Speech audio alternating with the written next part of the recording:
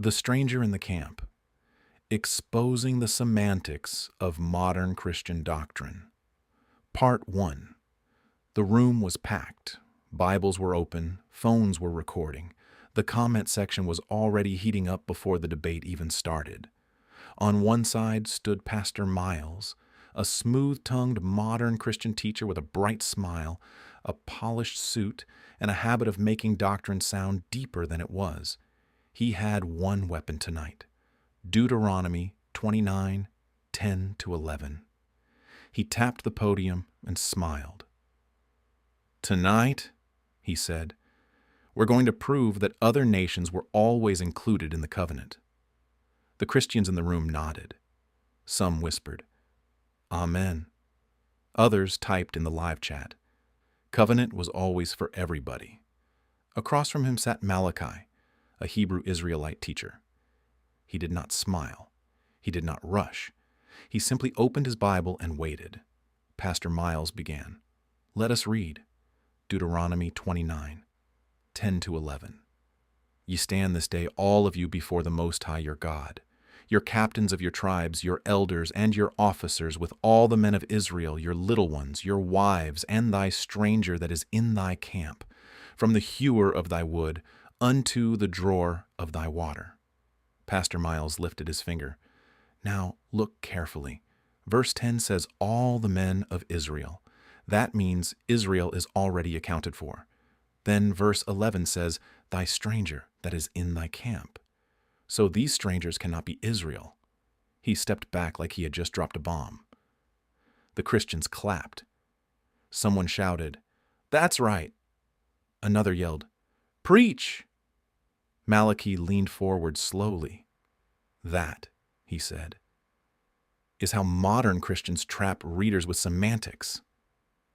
The room quieted. He continued, "You did not explain the covenant. You did not explain the camp. You did not explain the law. You did not explain the word stranger.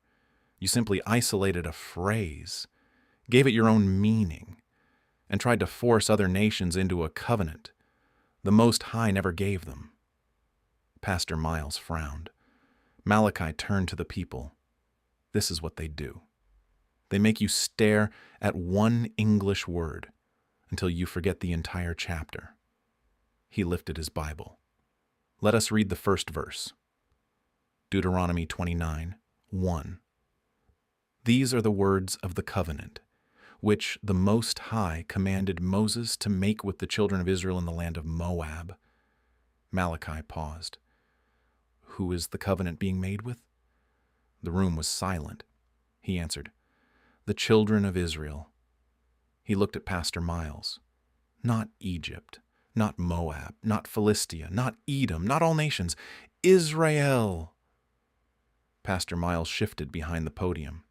Malachi continued, "You started in verse 10 because verse 1 cuts your doctrine before it can breathe. The chapter already told us the audience. Moses is not holding a universal altar call. He is renewing covenant with Israel." A few people in the room began flipping pages. Malachi pressed harder. "Now let us read the passage in order. Deuteronomy 29, 10-12.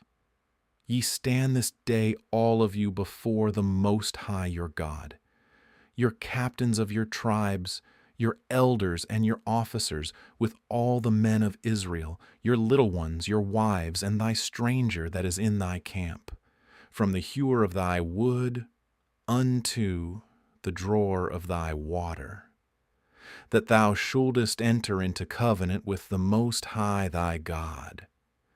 Malachi turned to the crowd. "Everybody listed as entering the covenant." He pointed to Pastor Miles. "So let us test your doctrine." The room grew tense. If the stranger is a foreign Gentile, then you must admit foreign Gentiles were sworn nationally into the Mosaic covenant. Pastor Miles opened his mouth but said nothing. Malachi stepped forward. "You must admit, foreign Gentiles were standing in Israel's covenant ceremony. You must admit foreign Gentiles were under Israel's oath.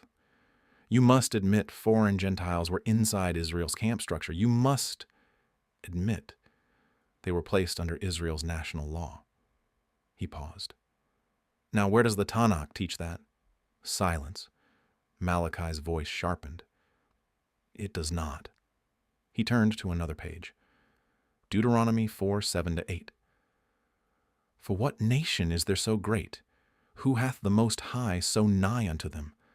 And what nation is there so great, that hath statutes and judgments so righteous as all this law?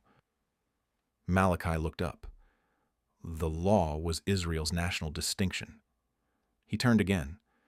Psalm 147:19-20. He showeth his word unto Jacob, his statutes and his judgments unto Israel. He hath not dealt so with any nation. He held the Bible high. If Psalm 147 says the Most High did not deal so with any nation, why are you trying to place other nations inside Israel's covenant in Deuteronomy 29? A woman in the back whispered, That's strong. Pastor Miles responded quickly, But the text says, stranger. Malachi nodded. Yes, and that is where the semantic trap begins. He wrote one word on the board, stranger. Then, under it, he wrote, status does not always mean bloodline, to be continued.